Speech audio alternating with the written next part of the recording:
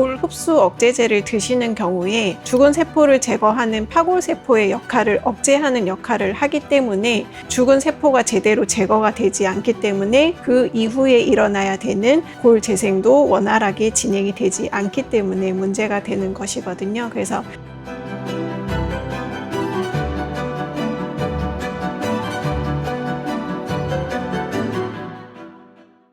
안녕하세요. 서울클래식치과 대표원장 윤연경입니다. 오늘은 골다공증과 치과 치료에 관하여 알아보도록 하겠습니다.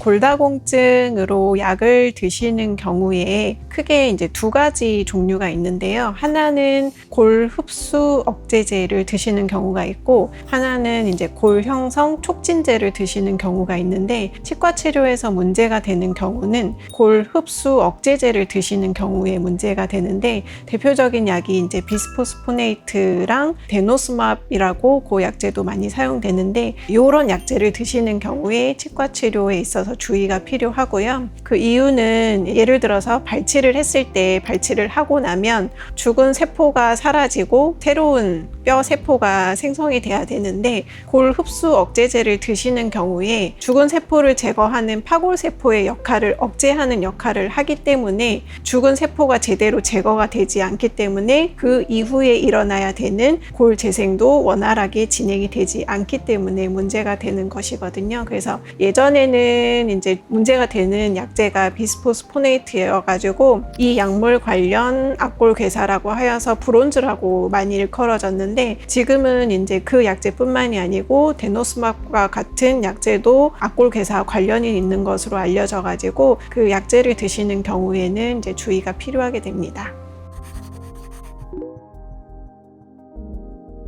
시술이 가능하시기는 하는데, 이제 환자분이 골다공증으로 인해서 일단 어떤 약을 드시는지, 그리고 그 약을 드시는 경우에 약의 복용 기간이 얼마나 되는지, 예를 들어서 발치나 임플란트와 같은 관열적 시술을 하는 경우에 이 약을 중단을 해야 되는지, 중단을 한다면은 얼마 기간 동안이나 중단을 해야 되는지, 또는 골절의 위험성이 커서 약을 중단하기가 어렵다면 다른 약으로 대체가 가능한지, 그런 부분들을 먼저 확인한 후에 치과 치료가 이루어져야 되고요. 그래서 단순히 이제 저희 치과 의사가 결정할 수 있는 부분은 아니고, 내과 의사와의 협진을 통해서 면밀히 살펴본 후에 치과 치료를 시행을 해야 합니다.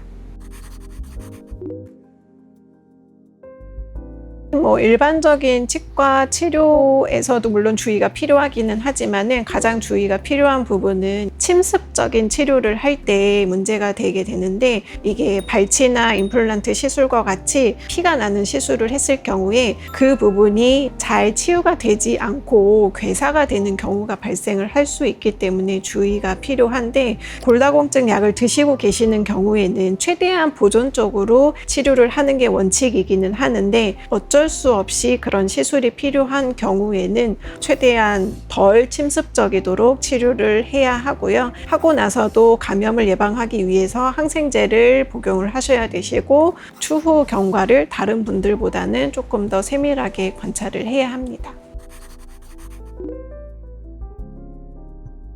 실제로 골다공증 자체가 임플란트의 성공률에 영향을 미치지는 않는다고 되어 있기는 하는데, 어찌됐든 골다공증이라는 거는 뼈의 밀도 자체가 떨어져 있는 상태이기 때문에 보통 CT를 찍게 되면은 어느 정도의 뼈의 상태를 알 수 있게 되거든요. 그래서 뼈의 밀도가 너무 떨어진다 싶을 때는 시술을 할 때 조금 더 주의를 해서 시술을 해야 되는데, 예를 들어서 임플란트를 심는다고 가정을 했을 때 보통은 이제 임플란트가 들어가는 길을 넓히기 위해서 저희가 이제 드릴링을 하게 되는데, 일반적인 임플란트 시술보다는 드릴링의 단계를 훨씬 줄여서 해야 될 수 있고요. 초기 고정이 충분하게 나올 수 있기 때문에 그런 부분 고려해서 시술을 해야 합니다.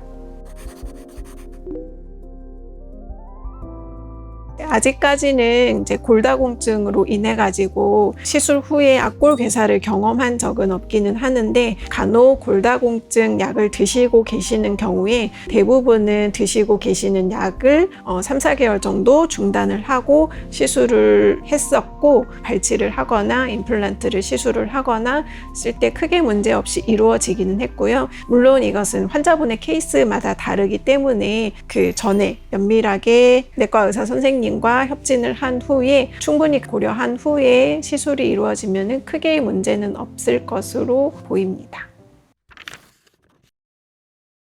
오늘은 골다공증과 치과 치료에 대해서 알아보았고요. 지금까지 서울 클래식 치과 원장 윤영경이었습니다.